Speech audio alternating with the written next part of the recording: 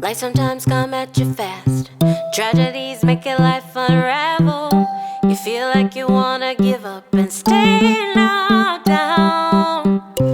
Even when your heart is shattered, you still got a life to live. You still got a life to live, so don't give up. We are beautiful miracles. We are beautiful miracles. We are beautiful miracles, so don't give up. Hello, everyone, and thank you for joining me on my podcast, Beautiful Tragedy. If you like what you're hearing, would you please like, comment, subscribe, and share? And on today's episode, I am talking with one of my dearest friends, Chrissy Holder. I really thought it would be interesting to hear her perspective as someone who watched her friend go through a horrendous loss. Not only that, but both of her sons are best friends with both of my sons, and just how that has affected them. And then I have something cool to share with you guys also. So, Chrissy, thank you so much for joining me today. No problem. Happy to be here. Yes, I know this has not been easy. You're definitely a little bit more of a behind the scenes type of gal. So for you to come here and talk with me about something that is obviously very difficult and painful, I appreciate it. And, you just have been such a steady for me. And, I was so wrapped up in my own grief and everything else that I could always kind of think about what it would be like, because I thought, man, it would be so terrible to have to tell Jackson that one of his friends died, and both your sons had been with Jackson just a couple weeks before he died. And so I just wanted to see if you would be willing to share a little bit about, what you were telling them when Jackson was in the hospital, and just kind of how all that went for you. Yeah, it was, and like you said, we did see Jackson a couple weeks before he had gone into the hospital, and we were at what was the place? We went to Duck Donuts. Duck Donuts, and then we went to the Ultimate Ninjas Gym. I could not remember the name of the place, but yes. Yeah, and it was a perfectly normal day. Yes. It was like a page out of just a regular day of boys running around and climbing on things, and you would not have thought in a few weeks it'd be a completely different situation. So, that was the last day that the boys were with Jackson and Ivan. Well, with Jackson specifically. Mm-hmm. And I think we went on a trip. I think we went to Gulf Shores in between, and we had gotten back, I think, a day before that Jackson had gone into the hospital. And I did try to let them know, hey, guys, Jackson and Jared also, I'd tell Jared once I got text from you, because you were keeping us updated, that, hey, Jackson's gone into the hospital. He's not, it doesn't look like he's doing very well, but there's lots of doctors who are taking, kind of going through that dialogue with them. And anytime I would get new updates, I was, letting my family know. And then, unfortunately, you texted me the day that Jackson had died, and basically I spent that afternoon in bed because I wasn't even ready to, get to the point of saying, Jared, how do we tell our sons that their friend has died? So there was that time where I think, Jared had he was like, I want to just keep busy with some projects this afternoon. And I was in bed on my laptop, just trying to write some of my thoughts down of what was going through my head. 'Cause there's so many things, and just the whole magnitude of it was hitting me pretty hard. So, and then thinking and knowing, because I think that afternoon the boys were at a friend's house and they were outside playing. It's the middle of summer. They're having a great time. And I certainly didn't want to call them home to have this big conversation right now all of a sudden. So I want to say it was that evening that Jared and I connected beforehand, talked about how we wanted to talk to them about it. We sat them both down. And at the time, Finn would have been 6, and Micah had just turned 11. So this was, literally this happened maybe 2 weeks after his birthday. So when we told Micah and Finn, Micah understood completely instantly.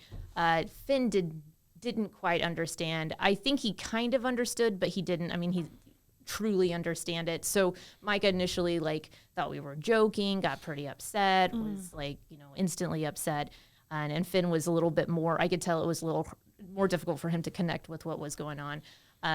And, we talked a lot about like, what this means for your family and how we're going to, now need to shift how we are, supporting them. And we're going to, mom and dad are going to go over and do this, and mom's going to do this. And Micah and Finn, could you help by, so all of a sudden we kind of went into that. But yeah, they, like I said, Micah was very quick to like experience the grief. And there were a lot of days following conversations late at night about what is death, why do we have to die? Why is this? Am I going to get cancer? What's, because I think like with the hospital, knowing that Jackson was in the hospital, they were very like, okay, well, we see the hospital as a place where you go in sick and come out better because doctors make you feel better. And to then say, but he was around doctors, he was at the children's hospital, now he didn't come home, So I think that was a big thing. And it was certainly not anything as a parent that I was prepared to discuss at all. I had not gone through any I remember having conversations with Micah where I'd say, listen, there are full adults who have gone their whole life and never have experienced the grief that you've already experienced at 11. Yeah. And they are they don't know how to handle it. Just like you're not sure how to figure this one out. No one's ever equipped with understanding how to take that on. So yeah, Finn, in time past, I feel like a year later started to really hit him. And I think it was, during like virtual learning and stuff, I think he was just having more time to think about this stuff. And he was starting to randomly talk a lot about it. He'd introduce himself to kids in his virtual classes, his new school, as, hi, like I have a friend who just died. That was a it came part up of right it. away. Yeah. Yeah. So it seemed like it just needed that maturity, that time and maturity to finally get there and understand it a little bit more and start talking about it. So we actually got him involved with some counseling and like to have somebody he was speaking to on a weekly basis. And it's helped.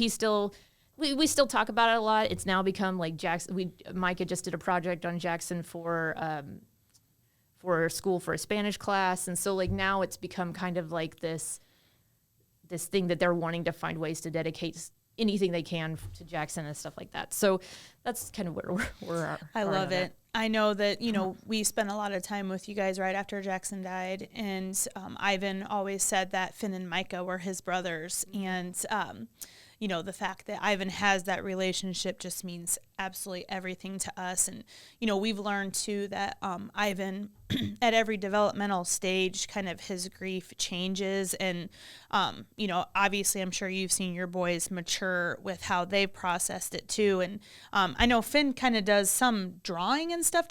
Was that a way that he was kind of processing? Yes, he drew. Oh gosh. Yeah.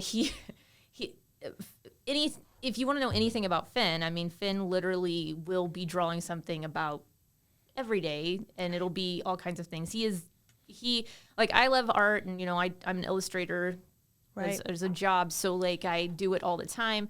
It's very much a thing that happens in our household often, but Finn is, like, taken off with art so much more than I did as a kid. Right. He's even done, he did a couple books for Mike. Awesome, yes. Where he basically, we got one of those, there's like the sketch books that have like, 100 pages, blank pages in it. And I got it for him for just drawing so he could keep everything together and keep it. And he turned one into a book called Finn the Brave, and he drew all of, Jackson and Ivan and Mike and Jared's, and my husband's in it, and I'm not in it, but that's okay. I don't think you're in it either. That's all right. but they drew, and it was a way that he kind of processed through something that he was barely understanding at the time, because this happened, he started drawing that book in the first few months after Jackson died. So initially, like I said before, he didn't quite understand it, but he was making it, he was understanding it in his own way through doing these, books that he did. We're putting, because there was a whole scene where like Jackson and the character in the book dies, but then Finn and his gang bring him back, and it's like they go to this magical island and everything's fine. So it's like he kind of found a way to to use it as a form of therapy on his own. And wonderful. like, I think he ended up giving, he gave it to Oh, yeah. Ivan and Mike Yes. at the end of the Oh, book, yes. and like started a Yes. second one where they're grown up, and it's, Aw. so I do remember just being like complete, because it was an opportunity for me as a parent to be like, hey, here I can ask a very directed question about where you're at and how you're feeling by talking about a book, or talking about a piece of art or something he drew in the book that brings up a question or I love a it. concern. So yeah, that was cool. Yeah, it's a great way. I mean, he's lucky that he has that outlet, because not every child has that or wants to go to that, something that we've talked about is that you have entered the fire with us, and, you didn't have to do that. And, I don't think much about it until I'm facing you and I'm saying, okay, we're going to talk about hard stuff. What has it been like for you to be a friend and to be in such close quarters with me as a lost mom? Well, not easy. It's complicated, because it's like, I'm generally a very introspective person. So like when things happen, I'm always wondering, it's like, okay, well then I can see, how do I fit in to this huge tragedy that's happened to you guys? How do I fit in, and how do I best help? And at the beginning, you've always had a huge community of people who have been around you even before. You're just that type of person. You make best friends about every day. It's always been the running joke.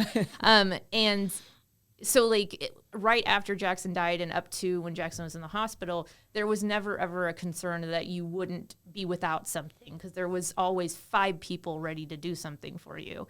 And I remember, and this actually calls back what you talking about the behind the scenes person, because I learned that by this whole situation where I best fit in this whole like helping or community that you have. Because before I've always had this like, oh, I want to make sure I'm doing everything, because if I'm doing everything, then I know that I'm helping, or I want to do all the things to help. Like, I just want to do everything.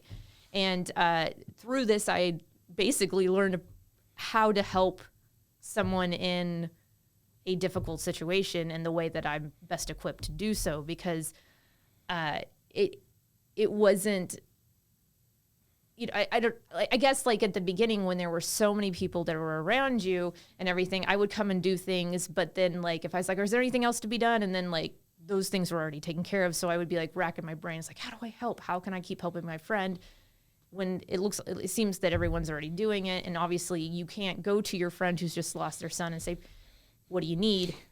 What can I do to help? Because you're like, well, I'd like Jackson back, please. If you could, I don't know what I need. Yeah, exactly. Yes. You don't. Yeah, Yes. Short of something that's impossible, I don't have. You don't have any sort of job list you can give to somebody. Right. So there. Yeah. So like for me specifically, like I did do some things, like I brought meals and stuff like that, and then I kind of hit this point wherever I did see how everybody was helping, and I had to take a step back and just and let people help that probably didn't get an opportunity to help, and know that like, because as I was realizing I'm more of a, I guess, a logistical helper type of person, that the needs you needed would be fulfilled by people who were placed there for those reasons. So It's like, it didn't have to be me, and it was a very me-centered thing to think. Like, it was like, oh, how can I am the only person that can save my friend, which isn't the case. Well, you probably realized at that time too that there were a lot of people that were coming around at first, but eventually that support does wane. Yeah. And for me, over time, there's things that you've done and stepped in when there were other major things that went on. And so, I feel like, yes, all that support in the beginning is important and it's needed, but like knowing that, if you can commit to being there for the long haul, even though it's hard and painful, me knowing that I have someone who will be there for me and is not expecting me to just be over it and better now, you know what I mean? And so I just feel like you have just done such a wonderful job at letting me be in pain and not trying to fix it. And, you know, I also know that it is too hard and painful for some people. And I get that. But like when your life has been flipped upside down like ours has multiple times, and knowing that you have people that are not going to try to fix it for you. They're just going to be there for you. And I mean, that has been such a gift, and I just really cannot thank you enough. And so, you know, how have you expressed your grief, and how have you dealt with your grief? Because not only did, you know, your friend lost their child, you lost a child that you care about, and your children lost one of their friends. So that's a lot for you. How would you say that you have dealt with your grief? I was thinking about this question previously. It's complicated because, like, at the beginning, it was certainly the grief and loss of this little boy out of this community, but almost out of, like, you know, it was the grief and loss for you guys of, like, this future of not things that wouldn't happen, like a future, like Jackson not being 8 and so on and so forth, and not getting to see you guys as a family be that continued amazing family, because you guys you're always so fun to be around. But back before Jackson died, it was always like, wow, they stinking love their kids. Look how much fun it always is to be around them, and around, like, any time we'd come over, even if it was a regular evening, there was always some kind of crazy game of, like, hey, let's see Jackson wanting Mike to taste the essential oils and have him close his eyes and, like, giving him black pepper and stuff. Yes, I mean, like, right. It was just always like, right. There was just such a warmth and just magnetism to your family. So, like, and it's still there, but it obviously is different. And I think, like, I understood very quickly that it was going to be different. So it was knowing the loss of just those I don't want to say the loss of those moments entirely, because they still are there, because you're still who God designed you guys to be, but it's like it's definitely not the same. It's like I don't get to see more of the wholeness of it. And so it was a grief of the loss of those future times that were not going to be there for you guys. And it's definitely the loss of, like, I mean, I would grieve. I was grieving, like, just basically the loss. I was grieving and hurt, and I guess maybe all kinds of emotions towards the fact that this was something that was happening to you guys. And you were the family. I love your family so much. It's not right. You know, It wasn't, there was an injustice there and frustration there. And so I would grieve that, and I would grieve the loss of, like, I would grieve the loss of my son's innocence. There's a little bit of that they just now know that the world is not as beautiful and little imperfect as it was before, and that there are some realities that they are coming very close with well before I was ready to share any of that with them. Oh my gosh, yeah.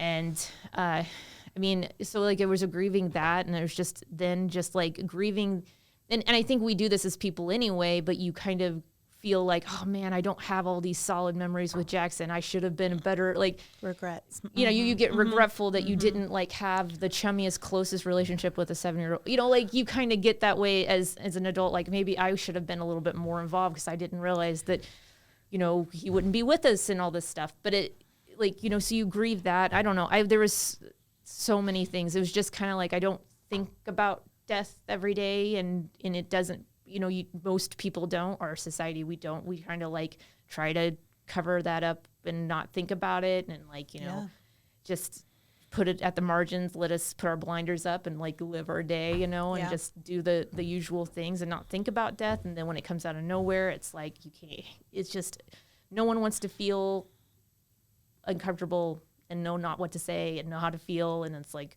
when something like this happens, it's just, you know, it puts death right in the forefront. And then, like, So yeah, there was a lot going on, a lot of, like, I am a person that wants to fix things, and it's like, I can't fix this. I can't do all the things to make this better for you guys. I can't, you know, it doesn't matter how nice of a chicken soup I make you guys, it's not going to make it better. And so there was, so that's in a nutshell, kind of the beginnings of it at least. But like, I feel like even though you might not think you knew how to do it, it seems like you kind of like instinctively just kind of knew how to be there for me. And, you know, I mean, did you look at resources? Did you like try to find books or anything? Yeah, I mean, I did. I read, you know, I picked up like C.S. Lewis, A Grief Observed. I love that book. And I was reading that, and I read the Megan Devine book, and, you know, I was doing tons of research, and like I would do research on what kind of gifts do you give to a friend who's just, you know, like, and there's nothing out there that's like that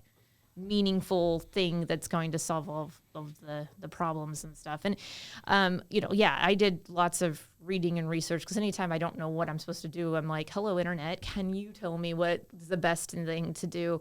And, yeah, so there was some comfort in finding some things. There was some quotes that I found, some, you know, good reading material that reminded me of, especially like with the Grief Observed, thinking about what it's like to truly lose someone and to be that person, and how every day there's something new that's devastating that no one puts into a book and tells you about. Right. You know, so right.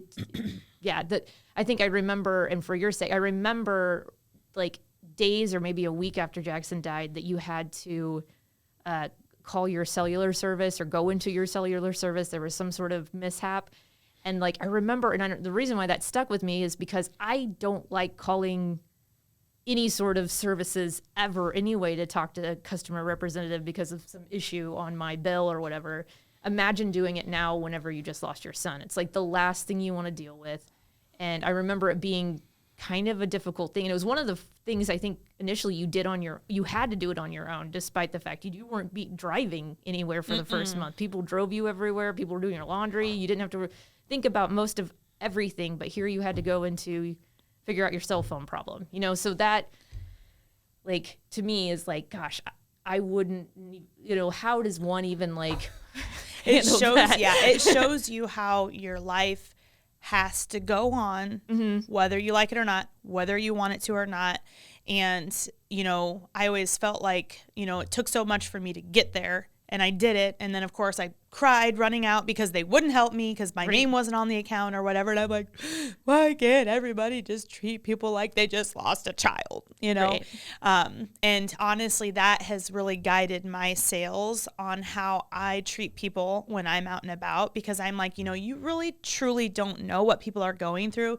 If you saw me on the street, you probably wouldn't know that. I was such a delicate little flower at that time, you know, and I was just like, oh my gosh, it was the worst. And honestly, we started talking about, you know, resources and stuff, and I started thinking back to I was looking for books to share with Ivan. You know, he was only 3.5, and statistics say that kids don't understand the permanence of death until they're 4.5. And I couldn't find any books, and I was very upset because I needed help. And so all of a sudden, I started having these words pinging around in my head, and it was such a profound experience for me, because I'm like, you need to write a book. You need to write a book. And I'm like, no, you don't need to write a book. Your child just died. But it was like, I had to get these words out. And so, and a few things happened that got me to that point.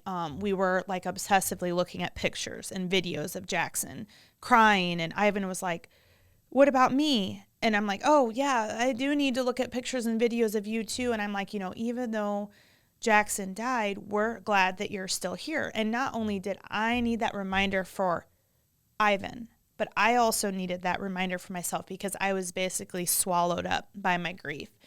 So I started writing these words, talking about, you know, saying that sometimes people get sick and they die, and sometimes people get sick and go to the hospital and they get better. You know, so it was a very forward book, and I wasn't mincing any words.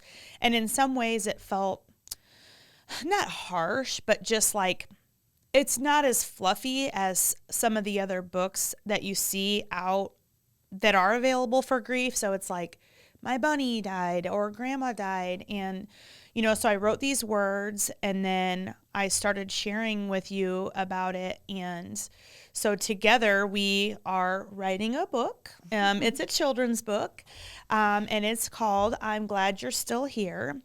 And, doing that together was such a bonding experience for us because, we got to, I got to talk about things. You got to kind of express your grief that way. And, it seems to me that was kind of a part of your grieving process also. And, we'd made a lot of progress, and then a snafu happened with your iPad, which totally sucked for you. I was so sad. But I learned my lesson though. Yes. Always back up your iPad. Yes. Yes. Don't let your kids play with it. Yes. But, so that's basically one of the things that I am sharing, that we feel that there is a missing link out there. And so our hopes are that, in 2022, we're going to finish the book and get it published and share it with other families because there are not a lot of resources out there. And, honestly, I don't know what that can lead to, but I definitely know that it's something that is missing. And, I know that you, being close to us, have watched a lot of changes with Ivan. You've really seen him go through his major anxiety and then come out on the other side. I just wonder what your thoughts are on that.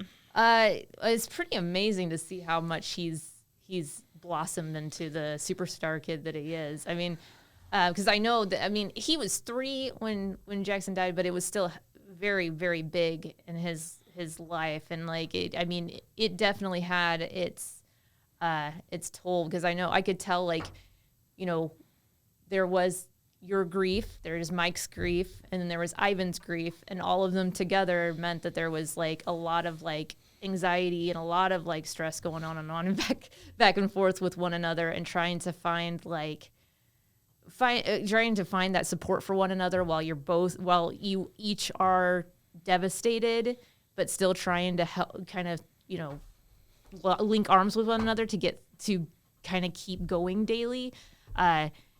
It came with Ivan having a lot of anxiety issues and a lot of just struggles with, because I remember, you couldn't leave the room for a second without Ivan being worried you weren't ever coming back. And I remember, having kids, I remember what it's like whenever you have a kiddo that's wanting to be next to you, but this was outside of normal. This was he was literally just thinking that if I don't see the person I love very much, they're gone forever. And that was very difficult. And I know that caused some other stress, other little issues with him, some outbursts that he had and just all kinds of stuff. And that's why, I loved hearing about all of his sessions with Dr. Ling, right? Because him doing play therapy, because Ivan is so imaginative anyway. Yes. And he has such a great, he tells stories and plays pretend with toys all the time.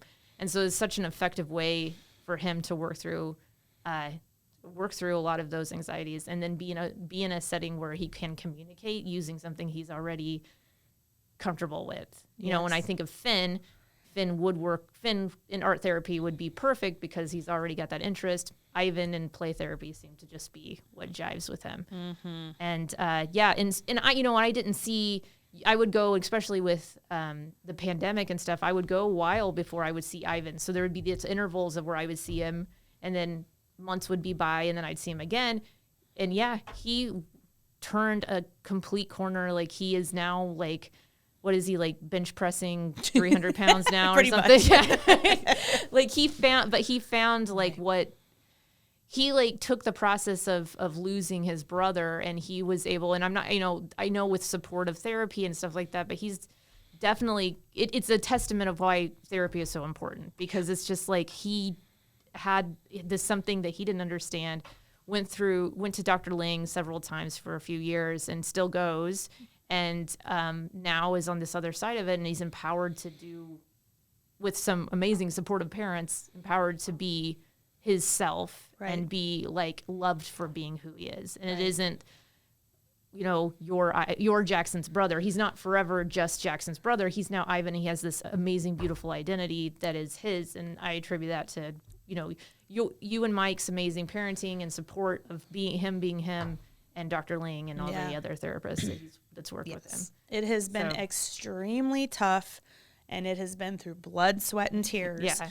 But to see him back to that carefree child, not as worried as he was, and to now see him thriving, it just shows me how important it is to address that grief and not let it go unnoticed.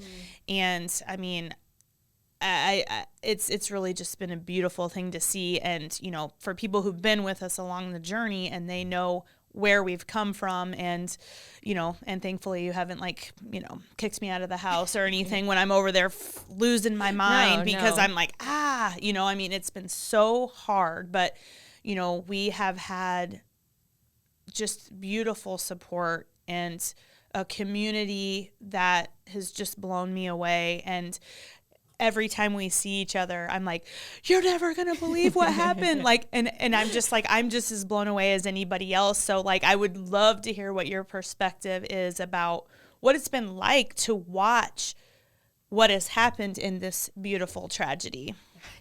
Well, it's funny because, like, you know, personality-wise, we were very opposite of one another. So, like, I just would be tired. Like, all of these things that happen, I would be so tired. Right. But yeah, it is funny because it is like you, with the, like, you know, people grieve in so many different ways. And the way that you grieve is, I think it might have been a Megan Devine thing where they say that you grieve in the way that you, like, how you grieve is kind of how you were before about certain things, but And it how just you gets love. magnified. And how you love, yeah. So you've always been somebody who's been an advocate for about anything. Like, you were already doing St. Baldrick's before, and Jackson shaved his head for St. Right. Baldrick's. So it wasn't Right. like this totally now you're a different person. You were Right. just more of that person. Right. So to see, like, you taking that already steam that you had before, but now it's just it's like, this is all I know to do. I can't do any, this is how I'm going to ensure that, you know, my son doesn't just become some sort of like memory just for my family. I want as many people to know about Jackson and especially to bring awareness to children's cancer and to sibling, you know, death of a sibling, and then like the mourning and the grief that siblings experience when they lose a sibling to death. And so seeing all that, like, it is amazing. I like I said, I don't have I'm just constantly blown away because literally, like, we will go maybe a couple days. You'll be like, guess what now? Guess what now? And I'm like, you need to, like, I think every time I meet with you is like, you need to write these things down. Yes. You need to get a calendar. Who do you need to send thank you cards to?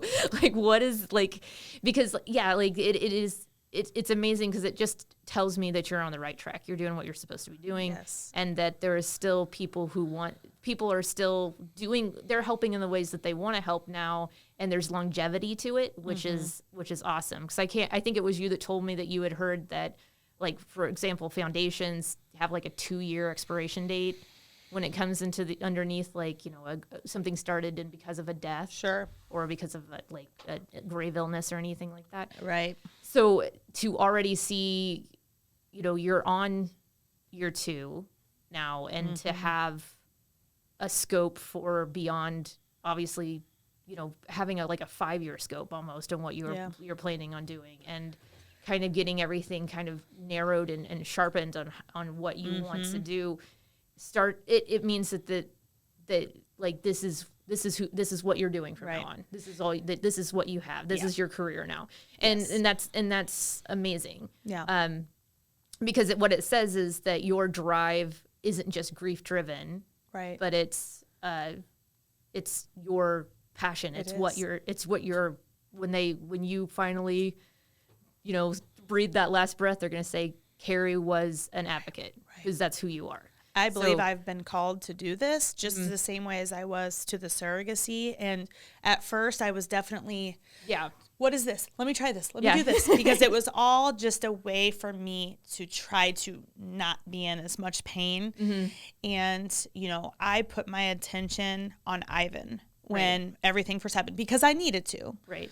And then my husband got sick. And so then I put my attention on that. And so all this outside stuff was a way for me to deal with it, but I wasn't dealing with it on the inside. And that has turned into me realizing now that I need to do that. And I'm going to still keep doing the things I'm doing, but I'm also going to be addressing those inside things. Yeah. And, you know, running away from the pain hasn't changed it. It hasn't made it go away.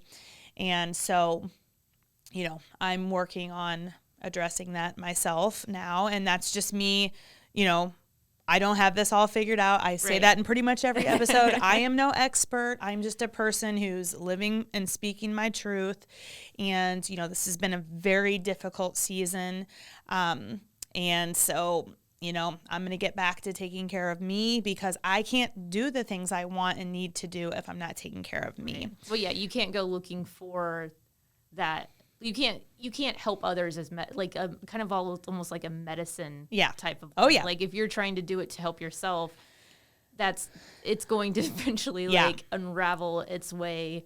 Yes. Yeah, 'cause you have to take that time to really focus on yourself and be okay with maybe Yeah. that's you can still do your career and passion drive. You're not going Right. to miss any sort of bus or window or anything. Right. Well, and I think it's something our therapist said is that I'm looking for an outside solution for an inside problem. Right.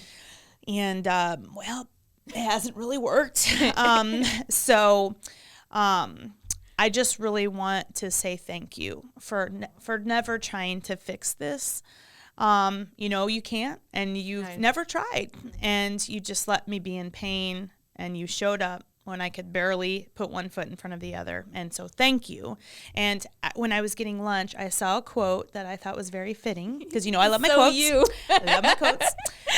And the quote is, "A friend is someone who understands our past, believes in our future, and accepts you just the way you are." And I literally just saw that. So That's a good one. yes. And I like that one. yes, I do too. So, you know, yeah, I mean, I just really thought it would be nice to hear a perspective from a friend. I won't lie, hearing some of that was painful. Not, you know, it's okay.